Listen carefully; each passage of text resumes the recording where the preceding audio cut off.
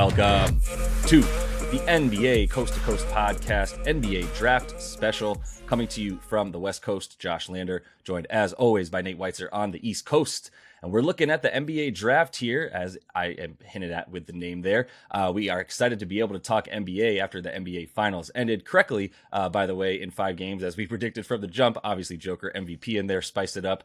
But we are now talking about guys like Wembanyama, Scoot Henderson, Brandon Miller, and the likes, Cam Whitmore, maybe some Thompson twins. So we're going to be looking at some best bets that we have for the NBA draft. I do want to make sure that you know this is all hearsay. It's based on scuttlebutt. There's some stuff you can rely on, but then you want to, sort of take the source that we're using here when we talk about why we like certain picks. Take for it what you will, and understand that we're doing the best with the news that we have, right? And I think there's some value to find within all of this that we can talk about, and so we'll get into some of that. Do make sure to like and subscribe to the page. Continue to follow along. We're going to be bringing you NBA hoops as much as we can, whenever we can, and probably some other stuff as the summer rolls along.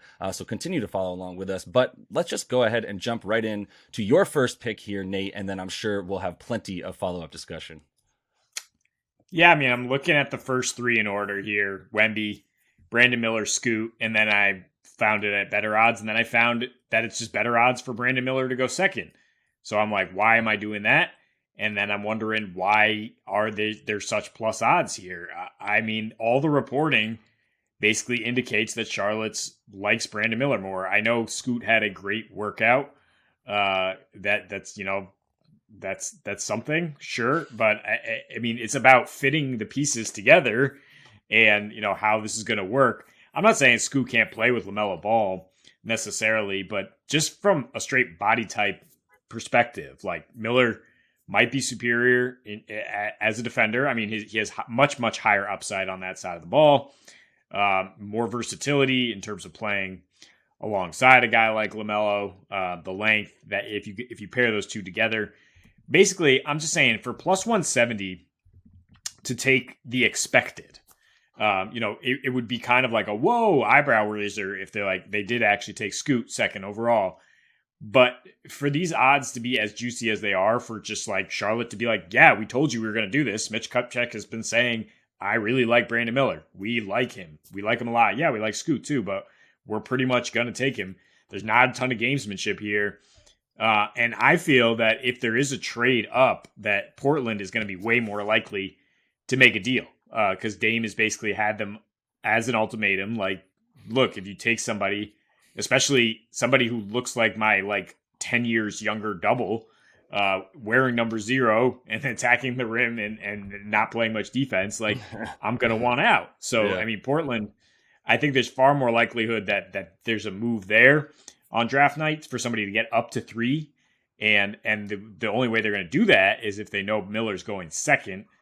So to me, that seems much more likely as the way this will unfold. Yeah, I mean, that is true. Most league sources are saying, including obviously Shams, that the Hornets are going to take Brandon Miller, and that there's teams that they want the second pick because they want Scoot Henderson.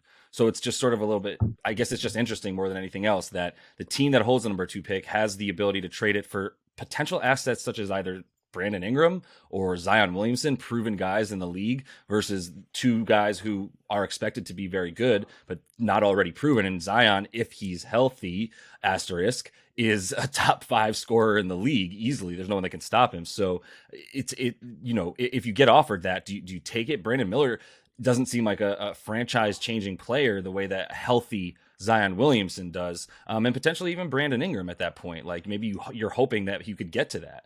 You're but the Pelicans aren't trading those guys. That was pretty much swept away as like, no, that's not actually going to really happen. They were just floating the idea. Yeah. And part of my desire to bet on Scoot to go second in the exact order, if I were to make this pick, which is the first thing I'm talking about here. It's not my favorite pick of the draft, by the way. I thought it was just good to at least bring it up in cahoots with what you're talking about. If you go, first 3 in order, taking Scoot second instead of Miller, and the best odds you can get at this point are minus 185. I hear what you're saying about the plus odds there. It does feel like a little bit of a bait and switch. I should also say the interesting thing about last year when we all were like, oh, Jabari Smith's going number one to the Magic, and then Paolo, who was the guy they were talking about the whole time, goes number one. It does feel a little bit like that potentially with the Scoot Henderson talk, the way that they're sort of zigging and saying, yeah, Scoot, we loved his workout, the Hornets, and then really still at the same time, especially the owner saying like, no, we want Brandon Miller. So if you follow the odds, I mean, I'm not sure that anybody, these odds makers, has more information than we do when it comes to this exact stuff with the Hornets specifically. But it just seemed like at this point, if you want to find more value within the top three, you're either going to go that way, or you're also going to actually just go like in the first four and include who you think would go fourth. And that would be either probably Amin Thompson or Cam Whitmore at that point. So I do want to get to them. We can talk about them in a minute, unless you want to just go right into them with picks 4 and 5, or if you want to go to your next I do want to talk about that because, Amin Thompson seems like the consensus fourth pick. But really, you're talking about a 50-50 situation where is Houston getting James Harden or not? If they're getting James Harden this offseason, I don't think they can add Amin Thompson. I mean, they can move off from KBJ. His contract is not guaranteed beyond this year. So there is room for Amin to become their point guard long term. But I just don't see them having that kind of an overcrowded backcourt. And if you're bringing in Harden, you need physical wings like Whitmore. That flip, and for plus 250 to add Amen, I had that in there as well, but I'm not sure what's going on behind the scenes because I don't know what James Harden's going to do. Yeah, and that's why the fourth overall pick, I thought you would get better odds if you wanted to take Cam Whitmore as the guy to go fourth overall. It's a little bit better on FanDuel than DraftKings, specifically at plus 185. I would still shop that. You might be able to get it closer to plus 2 in a couple spots, but plus 185 for him to be the fourth pick is better odds. Amin Thompson minus 160, minus 140 on DraftKings, I should say. So like basically DraftKings thinks Amin Thompson is going, thinks it's more likely that Cam Whitmore could go fourth than FanDuel. FanDuel has it at better odds, longer for Cam Whitmore to go fourth. I would say I don't. The James Harden thing just screws it all up. That's exactly right. There's no more value, unfortunately, in taking a guy like Cam Whitmore or Amin Thompson in terms of like under over for them, right? Like Cam Whitmore is under 5.5 or over 5.5, and if you want to go under, it's like minus 275. Amin Thompson is at 4.5, over under, and to go under is once again like minus 275. So for those guys, like I'm not really sure how you find value on either of them. The only thing I would say is like, I mean, Cam Whitmore is a more likely, candidate to go fourth if James Harden goes to the Rockets, per your point. But at the same time, like it's still possible that he doesn't even go fourth and the Rockets go elsewhere and go for like a big at that point. And then they, or even a guy like, who I was going to talk about a little bit, but Jarris Walker as well. I mean, you could talk about him going in a good spot there. He's been talked about. I mean, he went to Houston. So there's conversation to be had there, but I think Cam Whitmore to go fifth, I would just make that my second pick, honestly, is like, if you find that for the odds that I have at plus 125 on FanDuel, like I'm happy to take him to go fifth there, and even just like take a little bit of like under 5.5 for him and just kind of like get half of my money back because it's not great odds, but still feel really comfortable like he's not going past that fifth spot because the Pistons he's the best fit for them at this point. I would say playing alongside guys that are gonna shoot and obviously Jaden Ivey, and then you've got my guy who got hurt all last year, Cade Cunningham, and he's just like a point guard supercomputer is the words that keep getting used about him. You want someone who's just going to pull, and obviously it's not going to be, the ball's not going to move around the perimeter as much with Cam Whitmore in the way that he plays, but he's able to get his shot off, and I think he'll be able to do that against NBA players in a way that he's scary cutting to the rim, playing off of really good guards that are a little bit smaller. I mean, Cade Cunningham's big, but I just think he's a great fit there, and that would be the way to play Cam Whitmore in my opinion, is going fifth. If you're just playing the mock draft game and saying like, 80% of them have Cam Whitmore in this spot, then it is worth the bet. This is what a lot of analysts think will happen. To me, I was on this Whitmore bet. I was going to try to fade him. Originally, this was one of my best bets and say he's going to go over 5.5. In fact, maybe plus 900 for him to fall to seventh to Indy because he's extremely turnover prone. He does not seem to have a polished game to fit within a team. I could see, but I mean, it's not like Houston or Detroit are, the Golden State Warriors with their offensive system. Like they're probably willing to take their lumps with a guy like that. But to me, what I'm looking at is him and Jarris Walker being pretty interchangeable in terms of what's your cup of tea with these two teams that are picking 4 or 5. And maybe you want a guy who's more polished on the defensive end like Walker, who you put in here is plus 340 for Detroit to take him instead of Whitmore. A little better juice there. But yeah, I think basically what eventually got me off that was just the unknown of James Harden, Houston, what they're going to do. Because there's so many directions they could go into with basically a new era under Ime Udoka that I just don't know what's going to happen with that 4th pick necessarily. Yeah. And I'm going to try to kind of react to the rest of the draft from there in terms of my prediction, which is basically what I'm going with this 2nd pick, which is the other Thompson, Ausar, to go actually 8th to Washington plus 700. And I'm going to hedge that by taking him to go to Orlando at plus 206. That's what most people predict here because it makes sense, right? But Orlando needs a wing. He can learn how to shoot. He's a great playmaking wing.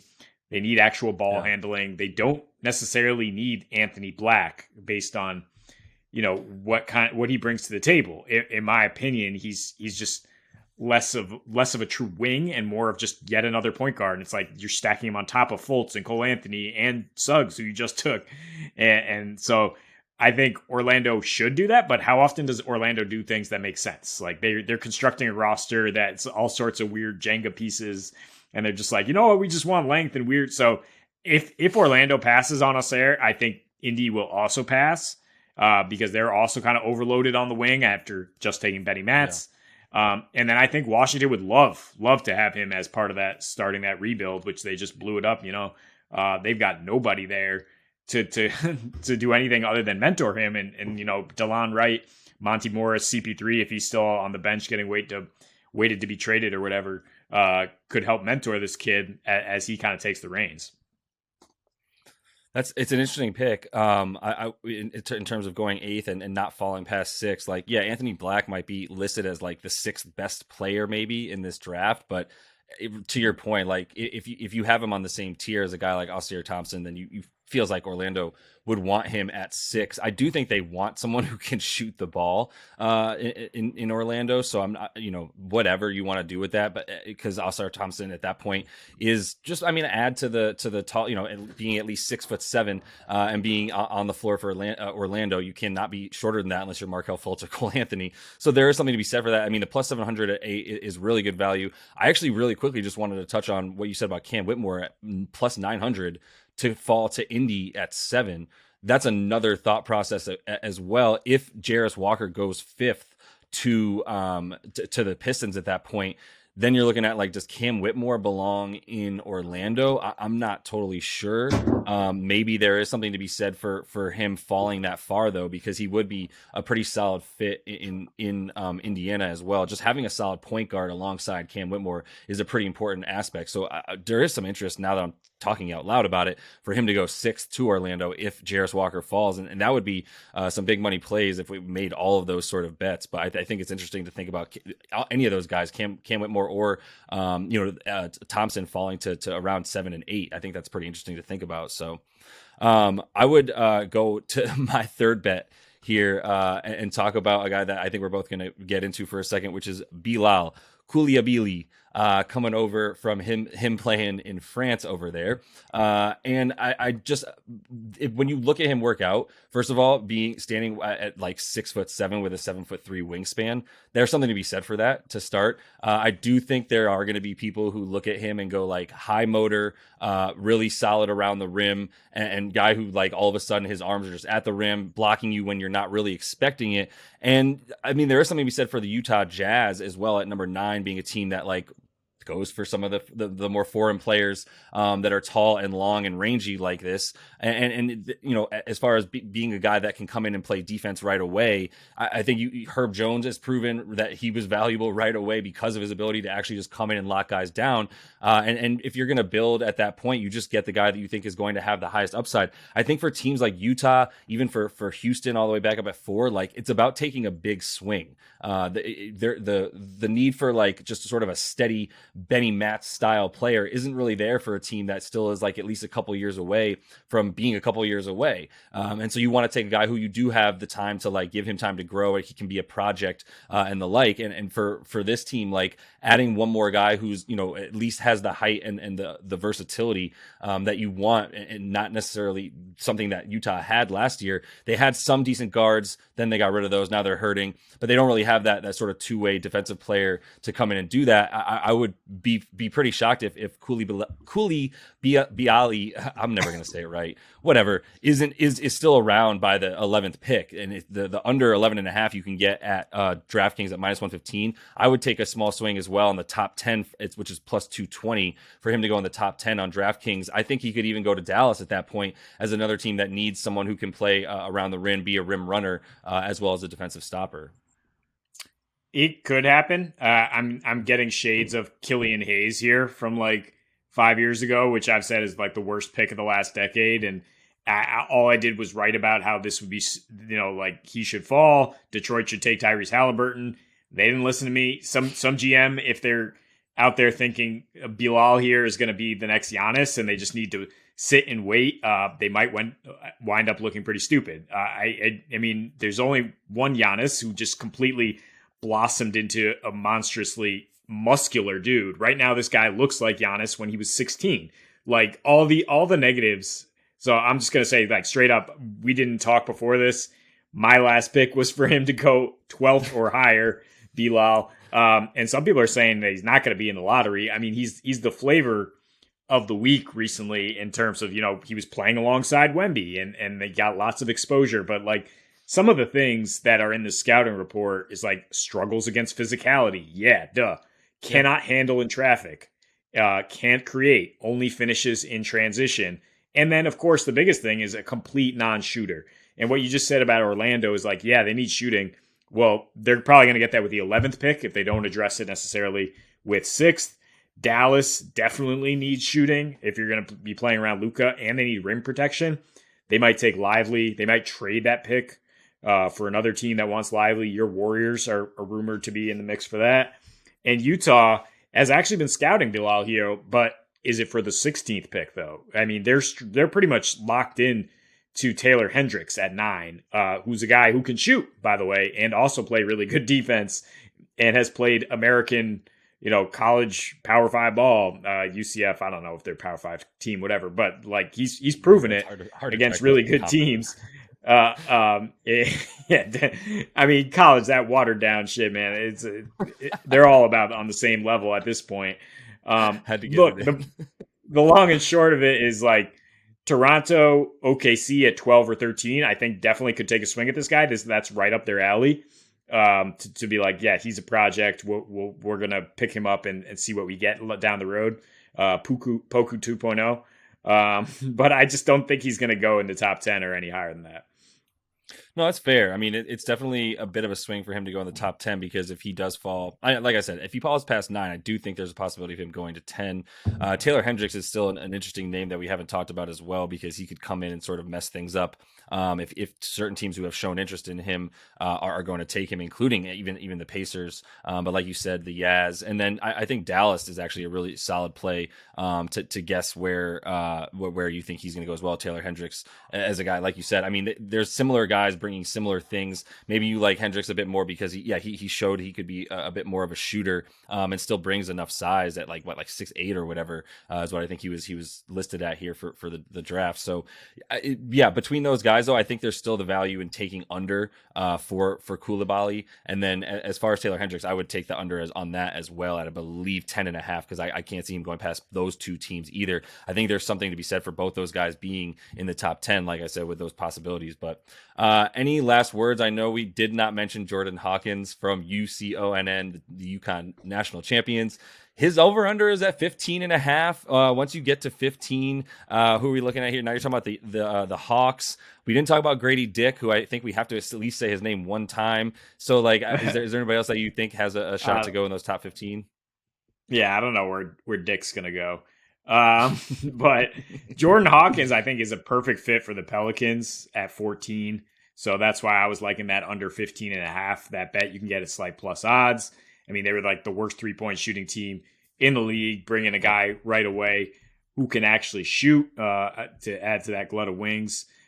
Hendricks, like you said, yeah, I see him at number 9 in like 90% of mock drafts as well. It's even odds for him to go over 8.5, and I don't really see teams jumping up to grab him, so that's kind of a bonus pick as well to look at. Yeah. If you think the Utah is definitely going to go for him, or maybe he'll go to Dallas with the next pick, like you're saying. And it's interesting to think about Anthony Black there too for at the 9th pick as well for Utah, because I do think his combination of like size and ability to sort of play make is something that they do really, really need that. And if they're going into next season with their point guard as Jordan Clarkson, or as someone that they expect to have like a 28% usage rate in Jordan Clarkson, then everybody else that you have there is not going to get better. And that's going to be a huge problem. So Anthony Black is plus 390 to go 9th. Taylor Hendricks plus 350 to go 9th. Bilal is plus 500. It seems pretty likely that one of those 3 guys goes in there. There might be some value to sprinkle as you see fit. But either way, make sure you are sprinkling when you go in here as confident as you might think you are with the information that you have. Teams are also looking to sort of, mislead and misdirect everybody, not only us, but other teams more importantly. So just take that into consideration when you get the information that you have, and use some of your own judgment along the way. And that is all the time we have for you in the NBA draft episode. Continue to follow along. We will be back as soon as we can for you guys with some NBA futures. I'm sure as those continue to come out, we'll be back after Nate takes a little hiatus and then come back to you guys with that. So until we see you next, happy betting.